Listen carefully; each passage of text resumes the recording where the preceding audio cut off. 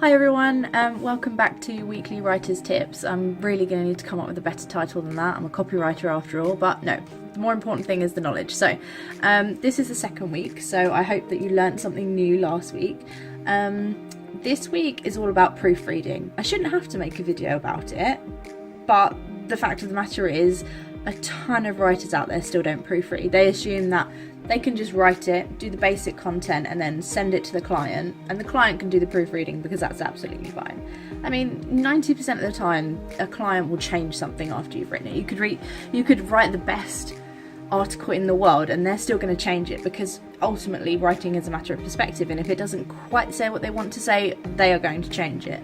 But that does not excuse laziness. You need to do your own proofreading, and you need to proofread it before you send it to the client or me. If you work for me and you don't proofread, you're not going to last very long, because I cannot stand lazy writing where you could, if you'd like, I know whether you've read it or not, it takes 2 seconds. And the fact that I need to do a video about this, and the fact that it's the second tip, it bugs me. So what you need to do, the best way to do this, I find, if it's a long piece, do it as you go, because the worst feeling in the world is when you've written 5,000 words on something and then you have to go right back to the beginning. You're not in the mindset. Let's be honest, you're going to skim read it and you're going to miss a ton of stuff.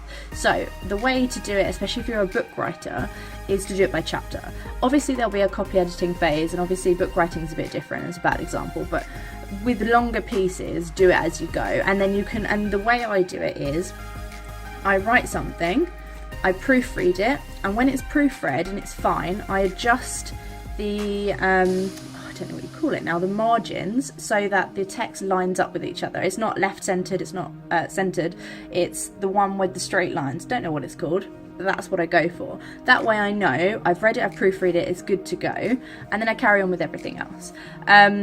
So this week, I mean, really you should be doing it all the time, but this week, focus on your proofreading. Take a quick second just to at least glance over it, because you'll get any massive mistakes straight away because you know what you've written. But then take a second to think about, if you were a client and you've paid for a piece and it comes to you and you've got to proofread it, they're going to find somebody else.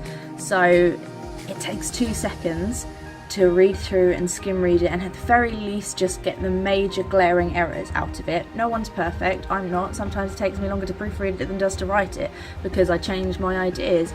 But proofreading is so important, not just for hiring purposes, but for quality of content. Like, do it, proofread. So this week, proofread.